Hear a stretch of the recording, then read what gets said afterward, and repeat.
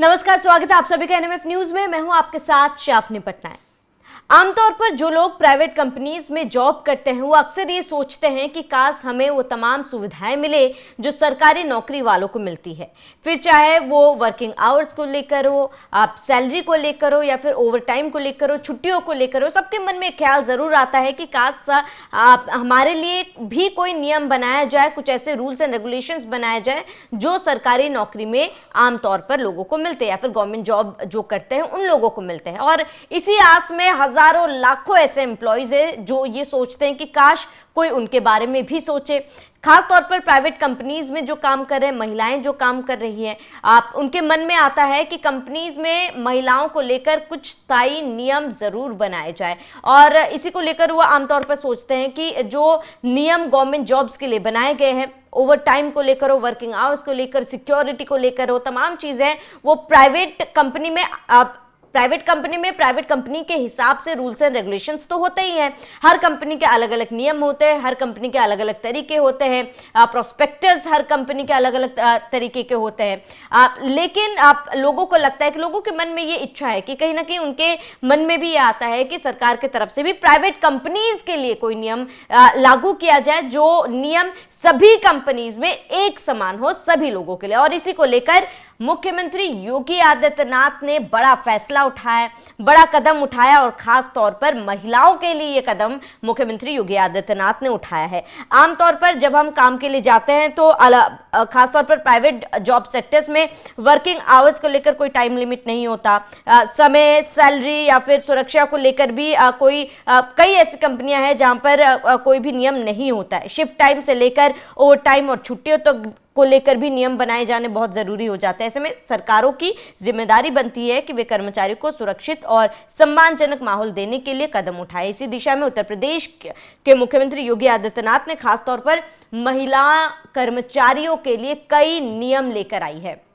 इस नियम से जाहिर सी बात है आप महिलाओं को काफी ज्यादा राहत मिलेगा। और जिस तरीके से ये नियम उत्तर प्रदेश सरकार लेकर आई है, ऐसे में सभी प्राइवेट कंपनीज को इसको पालन करना जरूर होगा। तो ये खबर उन तमाम महिलाओं के लिए है जो प्राइवेट सेक्टर्स में जॉब करती है, खासतौर पर उत्तर प्रदेश में नौकरी कर रही हैं, और वो तमाम प्राइवेट कंपनीज के लिए है जिनके यहाँ महिलाएं काम कर रही है। तो शुरुआत करते हैं एक एक करके, आपको नियम क्या है, क्या बदलाव हुए हैं, महिलाओं के लिए क्या प्रावधान है और इसके साथ ही क्या उद्देश्य है, वो ग्राफिक्स के जरिए समझाते हैं। तो इन नियमों का मकसद है कि महिलाओं को रोजगार में ज्यादा अवसर देना, महिलाओं को सुरक्षित माहौल उपलब्ध कराना, उनके अधिकारों की रक्षा करना। वहीं नियम क्या कहते हैं, जो नियम बदलाव हुए हैं उसमें नाइट शिफ्ट का समय अब महिलाओं के लिए बदल दिया गया है। शाम 7 बजे से सुबह 6 बजे तक का समय सरकार ने तय किया है। महिला कर्मचारी की लिखित सहमति नाइट शिफ्ट के लिए जरूरी होगी, यानी कि कंपनी किसी महिला को जबरदस्ती नाइट शिफ्ट नहीं दे सकती है।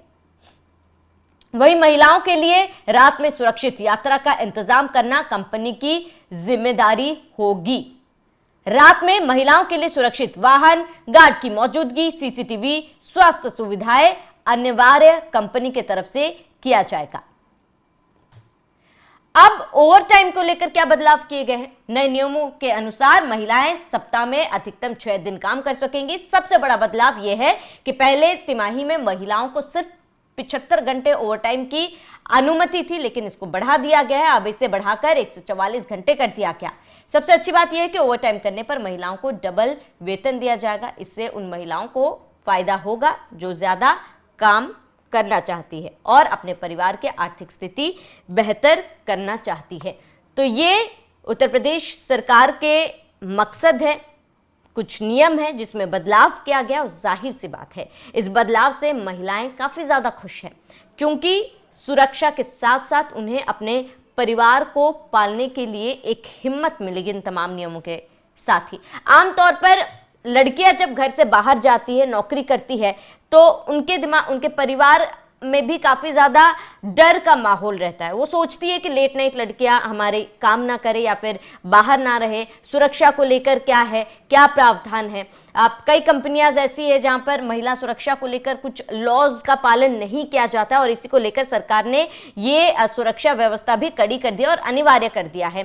साथ ही शिफ्ट टाइमिंग चेंज किया गया है। आमतौर पर लेट नाइट शिफ्ट होती है या फिर नाइट शिफ्ट में लोगों की शिफ्ट शुरू होती है 11 बजे से और उसके बाद या फिर 9 बजे से शुरू होती थी, लेकिन सरकार ने इसे शाम को यानी कि 7 बजे का वक्त रखा है कि नाइट शिफ्ट अगर महिलाओं के लिए शुरू होगी तो 7 बजे से आप लेकर सुबह के 6 बजे तक ये शिफ्ट होगी या फिर 5 बजे तक ये शिफ्ट होगी।